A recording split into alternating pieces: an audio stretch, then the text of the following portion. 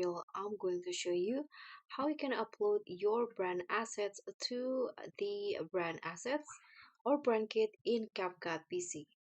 So in here, you can start by opening your projects, and here you can see this is the brand assets under the import, and I've already have image and also okay, I don't have any video but only image. And if you want to add or use it, you can just click on the manage in here, manage in brand kit,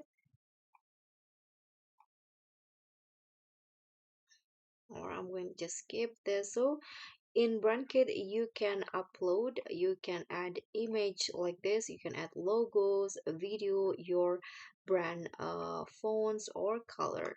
So if you want to add it to your CapCut edit, just drag it like this, for example, and it will be added just like that. You can always adjust the length or the size. So guys, that's all for me. Thank you so much for watching. Don't forget to like, comment, and subscribe. Also click on the thanks button below. Bye.